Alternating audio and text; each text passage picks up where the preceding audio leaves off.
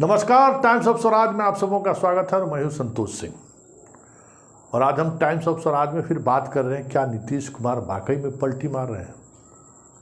जी हाँ, main extreme की media कहें या फिर गोदी मीडिया कहें या दास मीडिया कहें, हर तरफ बस एक ही खबर चल रहा है कि अब नीतीश गए, अब नीतीश गए, अब नीतीश गए। कल तक ये चला रहे थे कि नीतीश की पार्टी में फूट होगी, कई विधायक बीजेपी के संपर्क में हैं, कई कांग्रेस के विधायक बीजेपी के संपर्क में हैं, चिराग के भी संपर्क में थे, मांझी के भी संपर्क में थे, सुशील मोदी जी के भी संपर्क में थे। कई तरह की चीज़ें कहे जाने लगे कि भाई कौन कौन लोग किसके संपर्क में हैं। लेकिन अब गोदी मीडिया कहें या दास मीडिया कहें या सरकार की मीडिया कहें, आज स्वर थोड़ा बदला लग रहा है। जिन खबरों को लेकर हम पिछले 72 घंटे से कह रहे हैं कि प्रधानमंत्री मोदी की इच्छा है कि नीतीश कुमार फिर से एनडीए में शामिल हो। नीतीश कुमार इस बार पिछले 2 बार से कहीं ज़्यादा अडिग है और बात हुई तेजस्वी के चार्जशीट दाखिल करने के बाद कुछ बात बने, उस पर भी पार्टी ने ये स्टैंड क्लियर कर दिया है कि फिलहाल इसको लेकर अब कोई गठबंधन टूटने वाला नहीं है। और जदयू ने तो अब कुछ एक कदम आगे बढ़कर कह दिया है कि भाई सुशील मोदी जो बोल रहे हैं और कह रहे हैं कि हमारे संपर्क में है, ये डूबते हुए जहाज के पास कौन जाएगा, जिनको अपने पार्टी में कोई पूछने वाला नहीं है, कोई पार्टी के लोग उनसे पूछ नहीं रहा है। अमित शाह आते हैं, उनका बुराहट नहीं होता है, तो उनके पास कैसे कहे जाएंगे? और वो उनके बात पर लोग नोटिस कौन लेगा कि हम नीतीश कुमार को नहीं, अब एंट्री बंद है। बात होगी नीतीश कुमार तो मोदी से बात होगी कि सीधे डायरेक्ट नरेंद्र मोदी से बात होगी। आज तक गठबंधन कभी अदला बदली हुआ है तो मोदी और सम्राट चौधरी और विजय सिन्हा से बातचीत हुई है कि नागेंद्र से बात हुई है? ये लोग कहीं रहे हैं? ये अंदाज है जदयू का और वाकई में वो अंदाज की वजह भी है। जिस तरीके से बीजेपी गिड़गिड़ा रही है, आ जाइए आ जाइए आ जाइए, स्वाभाविक है। काला रोचा है जदयू का। तो जरा सुन लीजिए कि विजय चौधरी क्या कर रहे हैं और किस अंदाज में कह रहे हैं और सुशील मोदी को कैसे जवाब दे रहे हैं। जरा पहले सुन लीजिए, फिर हम बात एक एक स्टेप में आगे बढ़ेंगे कि बिहार की राजनीति क्या हो रही है। उद्घाटन था उस समय जेडीयू ने उन पर सवाल खड़ा किया था कि उनको नहीं जाना चाहिए था, तो ये मिलने का क्या मायने है? ये तो वही दोनों बताएंगे, नहीं तो हरिवंश जी से पूछ लीजिए। चंदू भैया पूछ लीजिएगा। जदयू नेताओं की नाराजगी थी जब गए थे संसद भवन। चंदू भैया नाराजगी दूर हो गई क्या? बताया कि पीएम मोदी के दूत बनकर आए थे। हैं? पीएम मोदी के दूत बनकर आए थे। ये आपको पता हो सकता है या वो बता सकते हैं। हालांकि हम लोगों के समय और सबसे बड़ी बात है, एक बात बताई कि हमारे पूर्व उप मुख्यमंत्री जी बराबर कहते हैं कि जदयू के कई विधायक हमारे संपर्क में हैं। अब आप बताइए कि जदयू के लोग इतना ना समझ तो नहीं है कि जो अपने निर्वासित जीवन व्यतीत कर रहे हैं भाजपा में, उनसे कोई क्यों संपर्क करके उसमें जाना चाहे। और हमेशा याद रखिए कि जहां कोई इस बात का दावा करे कि किसी पार्टी का कोई एमएलए हमारे संपर्क में है, समझ लीजिए वो मिथ्या भ्रामक प्रचार कर रहा है। क्योंकि जब सही माने में संपर्क करेगा तब तो वो उसको अति गोपनीय ढंग से भाजपा के स्टाइल में उसको अमली जामा पहनाएंगे, जैसा कि महाराष्ट्र में हुआ अगर कोई संपर्क में रहता है।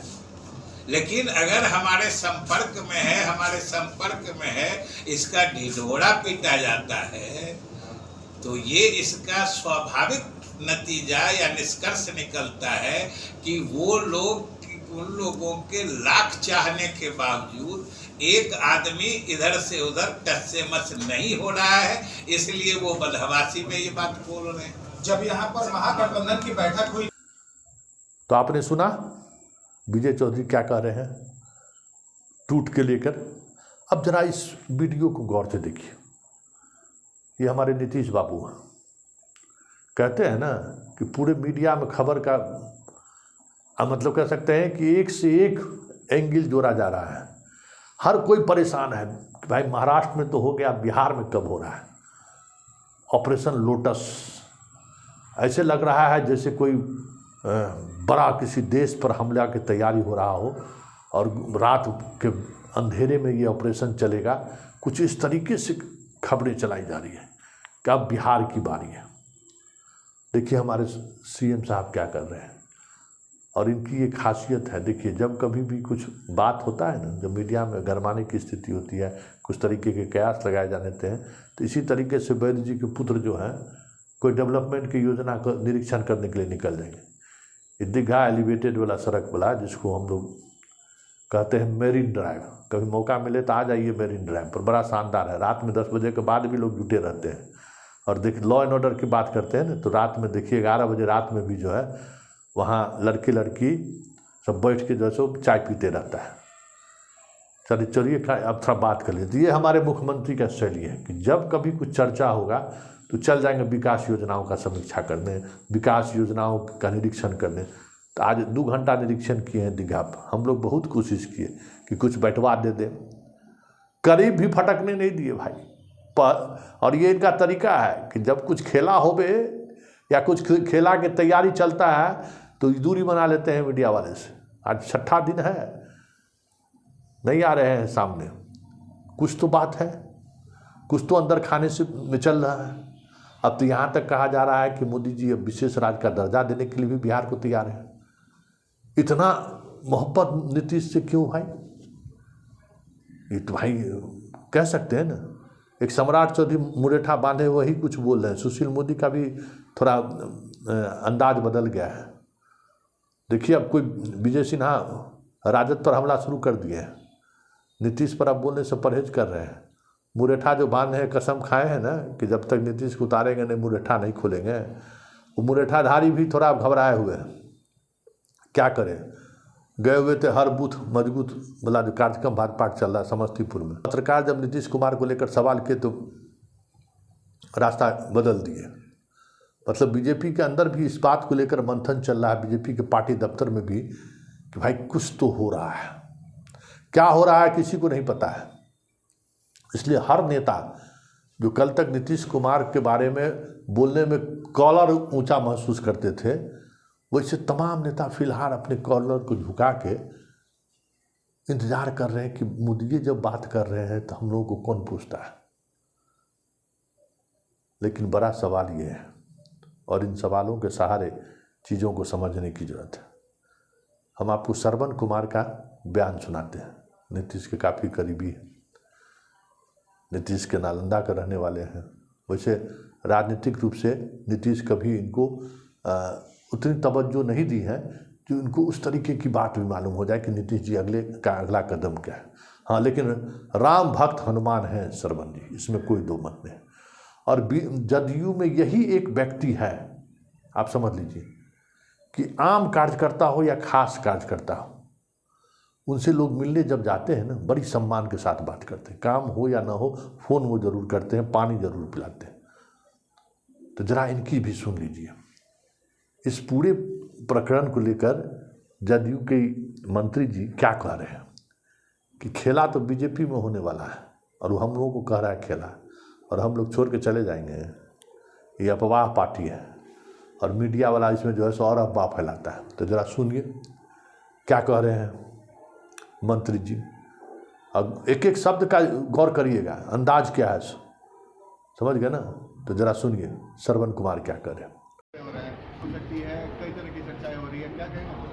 अरे भाई, भाजपा अफवाह पार्टी है। अब भाजपा का जो शगुफा छूटता है तो जितना मीडिया है, प्रेस है, सब लोग लग जाते हैं उस पर। और आप लोग का भी सोच तो बहुत अच्छा है, दिमाग भी अच्छा है, लेकिन आप लोग भी दिग्भ्रमित कभी कभी उसके भाषण से, उसके काम व्यवहार से हो जाते हैं और उसके प्रचार से हो जाते हैं। इतनी बात मैं कह सकता हूँ कि ये बिहार है नीतीश कुमार जी हम सबके सर्वमान्य नेता है। ये राजस्थान नहीं है, ये महाराष्ट्र नहीं है, ये बिहार है। बिहार में एक्सपेरिमेंट करने वाले खुद इस चक्कर में पड़ जाएंगे। तो हम लोग को तो जानकारी मिली है कि भाजपा ही की टूट में है कि भाजपा के जितने कद्दावर नेता है, बड़े नेता हैं, चाहे आदरणीय रविशंकर जी हों, आदरणीय नंदकिशोर जी हों, आदरणीय प्रेम कुमार जी हों, आदरणीय राजीव प्रताप रूडी हों, ये जितने बड़े नेता थे सबको सेंटरिंग में कर दिया। यानी बोगी के आखिरी में वो चढ़ेंगे, जगह मिलेगा तो चढ़ेंगे, नहीं तो हुए पड़े रहेंगे। तो भाजपा में खुद घुटन वो लोग महसूस कर रहे हैं। और कब भाजपा को तोड़ करके वो निकलेंगे वो तो भाजपा ही को पता होगा, दूसरे को क्या पता है। हरिवंश जी को लेकर जो नाराजगी थी दूर हो गई अभी। हरिवंश जी हम लोग के पार्टी के राज्यसभा के सदस्य हैं जेडीयू के, और माननीय मुख्यमंत्री जी ने सभी राज्यसभा के सदस्य हैं, विधान परिषद के सदस्य हैं, विधानसभा के सदस्य हैं, लोकसभा के सदस्य हैं, सभी जेडीयू के नेताओं से मिल रहे हैं, बात कर रहे हैं।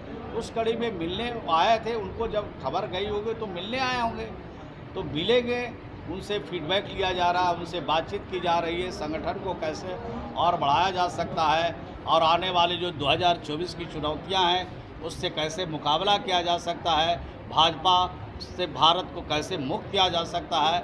ये सारी जो हमारे संकल्प है इसको धरातल पर कैसे उतारा जा सकता है, इसके लिए विमर्श हो रहा है। तो तरह तरह का अफवाह है कि जेडीयू टूट रहा है। भाई जेडीयू कहाँ टूटने वाला है? जेडीयू जिस धरातल पर है और रहेगा। आप बिहार के मुख्यमंत्री जी ने सभी महागठबंधन के नेताओं को यहाँ बैठक किया है। उसे भाजपा में बेचैनी है और भाजपा बेचैन होकर तरह तरह का अफवाह पैदा कर रहा है, और उस अफवाह में बिहार की और देश की जनता को फंसने की ज़रूरत नहीं है। तो आपने सुना श्रवण कुमार का अंदाज भी क्या था और किस मजबूती से कह रहे थे। लेकिन इन सब से इतर जो बड़ी महत्वपूर्ण बात है कि आखिर नीतीश मीडिया से दूरी क्यों बना रखे। आखिर नीतीश कॉमन सिविल कोड को लेकर जब सवाल कर रही है मीडिया, अंतिम बार जब मीडिया से उनका आमना सामना हुआ था मुंगेरी लाल की जयंती पर, उस दिन कॉमन सिविल कोड को लेकर ही सवाल किया गया था, तो नीतीश उसको नज़रअंदाज कर दिया। हरवंश से मिलने को लेकर जितनी सफाई जदयू पेश कर दे, आज नीरज भी अब सफाई पेश किए हैं कि आखिर उनको आना पड़ा नीतीश के शरण में, कितनी भी सफाई पेश कर दे, लेकिन यह ग्राह्य नहीं है। हरिवंश का मिलना कहीं न कहीं ये संकेत है कि कुछ न कुछ अंदर खाने में चल रहा है। लेकिन अंदर खाने में जो कुछ भी चल रहा है,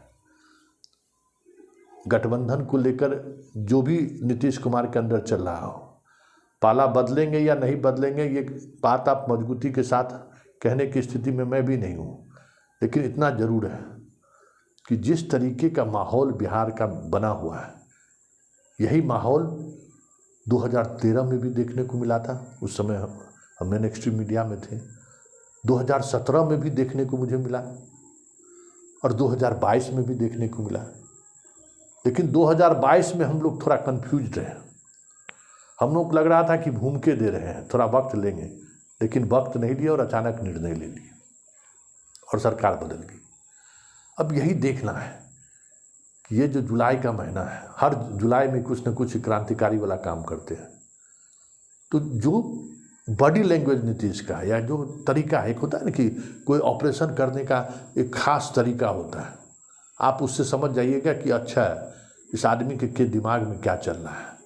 जैसे क्रिकेट में होता है ना, फील्डिंग सजाई, अगर ऑफ साइड में ज़्यादा खिलाड़ी को अगर खड़ा कर दिया है, मतलब क्या है कि ऑफ साइड में स्विंग कराएगा ये आदमी, और बाउंड्री लाइन पर दे दिया तो मतलब बाउंसर फेंकेगा ये आदमी। मतलब एक प्रदर्शन लोग करता है ना कि भाई ये इस तरीके की राजनीति में नीतीश क्या कर सकते हैं। क्या कहते हैं, जगबल श्रीनाथ अगर एक स्लिप में लोग खिलाड़ी की संख्या बढ़ाए तो कौन सा वो बॉल फेंकते थे। कपिल देव क्या कर सकते हैं, आज के दौर में बुमराह क्या कर सकता है। ये सब जो चीज़ें हैं कि इसके तहत आप अंदाज़ा कर सकते हैं कि चल क्या रहा है। तो नीतीश के दिमाग में चल क्या रहा है और नीतीश क्या वाकई में पाला बदलने वाले हैं, इस इसके बारे में जो भी तथ्य सामने आ रहे हों, जिस तरीके से तथ्य सामने आ रहे हों, उसमें कितनी सत्यता है कहना मुश्किल है। लेकिन इतना जरूर है कि नीतीश कुमार का जो भाग भंगिमा है, जो चेहरे से जो चीज़ें दिख रही हैं या दैनिक जीवन में उनकी जो चीज़ें दिख रही हैं, वो दिख रही है कि कहीं न कहीं नीतीश किसी बड़े अंतर्द्वंद में के दौर से जरूर गुजर रहे हैं। क्योंकि जब कभी वो अंतर्द्वंद के दौर से गुजरते हैं तो उनका काम करने का शैली, योजनाओं का निरीक्षण करना, राजगीर चले जाना, ये सब इनका मोडस ऑपरेंडिस रहा है। किसी बड़ी योजना में जब इनका दिमाग काम करता रहता है तो इस तरीके से अपने आप को बाहर की दुनिया में गीत संगीत के माध्यम से पुराने दोस्तों से मिलते रहते हैं, और ये चीज़ें इस बार भी चल रहा है। अब क्या होगा कहना मुश्किल है, लेकिन नीतीश दबाव में है, ये साफ दिख रहा है। और इस बार मोदी जिस तरीके से नीतीश पर दबाव बना रहे हैं कि आप आइए, ये भी समझने की जरूरत है कि आखिर बीजेपी को नीतीश की जरूरत क्यों है। बस वो जिस सर्वे से मोदी बेचैन है, लेकिन शाह तैयार नहीं है, यही दुविधा है। और इसी दुविधा में नीतीश भी पड़े हुए हैं। नहीं तो बिहार को विशेष राज्य का दर्जा देके रातों रात नीतीश को मोदी अपने खेमे में ले आए, कोई बड़ी बात नहीं होगी। लेकिन वहाँ भी संकट शाह है, जैसे यहाँ संकट नीतीश कुमार को विपक्षी एकता का नेतृत्व करने का है। ये दो संकट है। इसी संकट के बीच नीतीश के चेहरे पर जो चीज़ें दिख रही हैं, जो काम करने की शैली में जो बदलाव दिख रहा है, उसकी वजह यही है।